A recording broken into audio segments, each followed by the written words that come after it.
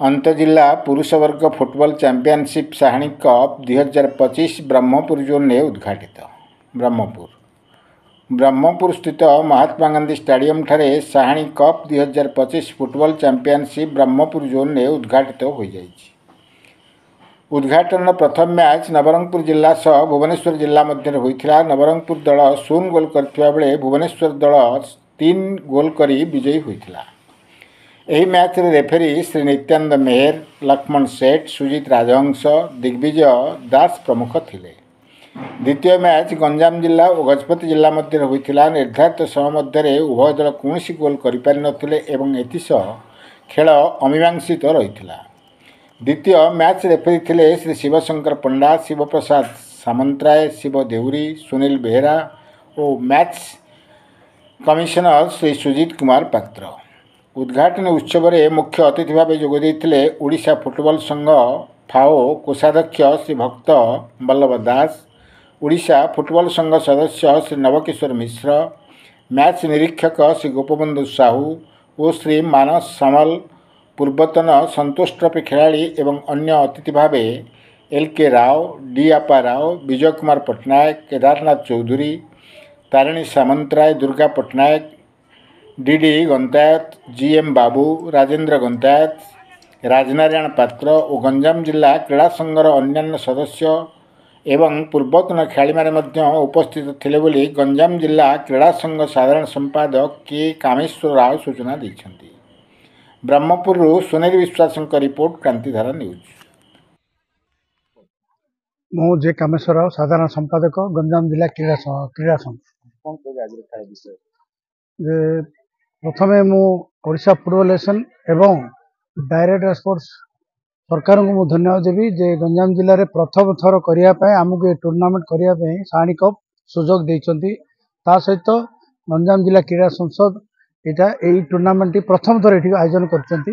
एथिरे 8टी टीम भाग नहीं।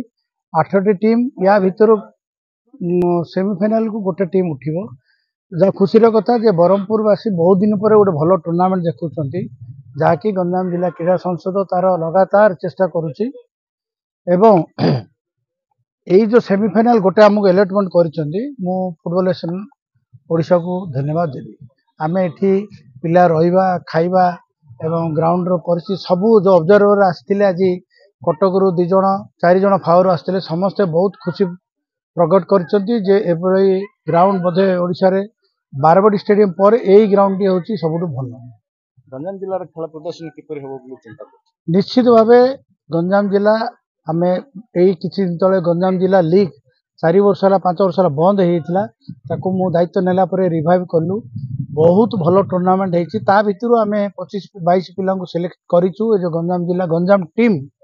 तेणु मु आशा करुच्ची निश्चित भाव गंजाम टीम ए वर्ष यही साहाणी कप रे भल करिवे। आज दिन को केतोटी मैच होची? सबुदिन आमर 2टी मैच हम दिन 1:30 एवं 3:30 दिन को 2टा मैच हम या भितर गोटे टीम सेमिफाइनाल खेल। फुटबॉल एसोसिएशन ऑफ ओडिशा आमर जो साहाणी कप इंटर जिला फुटबॉल प्रतियोगिता सीनियर फुटबॉल प्रतियोगिता यहाँ 64तम 64th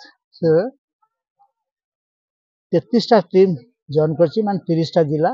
ता छड़ा फुटबॉल ओडिशा भुवनेश्वर, राउरकेला और पारादीप को स्वतंत्र जिला हिसाब से लेकिन खेल ओडिशा 4टी जगह खेल होची। बौद्ध, गंजाम रे ब्रह्मपुर, केन्द्रापड़ा राजकनिका आउ केउझर। तेणु ये 4टा जगह खेल आमर सेमिफाइनाल 2टा हम फाइनाल एथर प्रिपरेशन ठीक अच्छी 2टा जगह करने फाइनाल ठीक सेमिफाइनाल ब्रह्मपुर हम से फाइनाल ठीक है केउझर एवं बौद्ध रे। ये जो टूर्नामेंट सब वर्ष जो साहाणी कप हुए फुटबॉल ओडिशा आउ जिला जो जिला हुए से माने साधारणतः पैसा खर्च करते बेसी फुटबॉल ओडिशा कि एथर सरकार सहयोग मिली सरकार ଯାହା ଖର୍ଚ୍ଚ ହେବ ପ୍ରାୟ ବହନ କରୁଛନ୍ତି। ଖେଳାଳି ମାନଙ୍କ ପାଇଁ କଣ କୁହନ୍ତି ଜଣେ ପୁରୁଣା ଖେଳାଳି ହିସାବରେ ପୁରୁଣା ଖେଳାଳି ହିସାବରେ ଖେଳାଳି ମାନଙ୍କ ପାଇଁ କଣ କହିବେ ଆଡଭାଇସ୍ କଣ? ନା ଖେଳାଳିମାନଙ୍କ ସାଙ୍ଗେ ଗୋଟେ ହେଉଛି ପିଲାମାନଙ୍କୁ ପ୍ରାକ୍ଟିସ୍ କରିବା ଦରକାର, ରେଗୁଲାର ପ୍ରାକ୍ଟିସ୍ କରିବା। ତାପରେ ଆଜିକାଲି ଯେଉଁ ସିଷ୍ଟମ୍ ଖେଳ ହେଲାଣି ଆପଣ ଦେଖୁଥିବେ ଟିଭି ମାନଙ୍କ ଯେଉଁ ବାହାର ଦେଶ ମାନେ ଯେଉଁମାନେ ଖେଳୁଛନ୍ତି, ସେଥିପାଇଁ ସେଇ ପ୍ରକାର କୋଚ୍ ବା ପ୍ରଶିକ୍ଷକ ପ୍ରସ୍ତୁତ ହେବା ଦରକାର। ପ୍ରଶିକ୍ଷକଙ୍କୁ ମଧ୍ୟ କୋଚିଂ ଦେବା ଦରକାର। ସେମାନେ ସେଇ ପିଲାଙ୍କୁ ବାହାର କରିବା ଦରକାର। ରାଜ୍ୟସ୍ତରୀୟ ଟୁର୍ଣ୍ଣାମେଣ୍ଟ ଟି ଆପଣ ଅର୍ଗାନାଇଜ କରୁଛନ୍ତି, ତାର କଣ କଣ ବେନିଫିଟ୍ ପାଇବେ? ଶୁଣନ୍ତୁ, ଆମେ ଏଥର ଯେଉଁ ଚିମିଷ୍ଟର୍ସ କପ୍ ହେଲା ଅଣ୍ଡର-15 ଟୁର୍ଣ୍ଣାମେଣ୍ଟ, ଏଇଟା ବହୁତ ଏନକରେଜିଂ ହେଇଛି ପିଲାମାନଙ୍କ ଛୋଟ ପିଲାଙ୍କ ଭିତରେ। ସେଇଟା ଭାରି ଭଲ ଉଦ୍ୟମ ଗଭର୍ଣ୍ଣମେଣ୍ଟ କରିଥିଲା। କାହିଁକିନା ଆମେ ପ୍ରତି ଜିଲ୍ଲା ଯାଇଥିଲୁ, ପ୍ରାୟ ଏଇଠି ବ୍ରହ୍ମପୁର ମଧ୍ୟ ମୁଁ ଆସିଥିଲି। ପ୍ରତି ଜିଲ୍ଲାରେ ପିଲାମାନଙ୍କ ଇଣ୍ଟରେଷ୍ଟ ବଢ଼ିଛି ଏବଂ ବର୍ତ୍ତମାନ 12-13 ବର୍ଷ ଉପରୁ ଯେଉଁ ଗ୍ରାସରୁଟ୍ ଲେବୁଲ୍ କହୁଛନ୍ତି, 12-13 ବର୍ଷ ପିଲା ମଧ୍ୟ ଫୁଟବଲ ବର୍ତ୍ତମାନ ଖେଳିଲେଣି। ଆନ୍ତର୍ଜାତୀୟ ଖେଳାଳି ମାନଙ୍କୁ କେମିତି ଆପଣ ପ୍ରମୋଟ କରିବେ ବା ଖେଳେଇବେ? ଆମ ଭାରତବର୍ଷ ପାଇଁ ଭାରତବର୍ଷର ମୁଁ କ'ଣ କହିବି, ବର୍ତ୍ତମାନ 133 ପୋଜିସନ୍ ଚାଲି ଆସିଲାଣି। ଏଇ 4-5 ବର୍ଷ ତଳେ 98 ବା 99 ଥିଲା, କେତେ କମିଗଲା।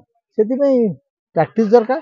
ଅଲ୍ ଇଣ୍ଡିଆ ଫୁଟବଲ ଫେଡେରେସନ୍ ଯିଏକି ଫୁଟବଲ ଭାରତବର୍ଷରେ ଯିଏ ଅର୍ଗାନାଇଜ କରୁଛି, ତାଙ୍କର ସେଇ ପ୍ରକାର ମାନସିକତାରେ ତାଙ୍କ ଅଫିସର ରହିବା କଥା, କେମିତି ଆମେ ଡେଭଲପ୍ କରିପାରିବା।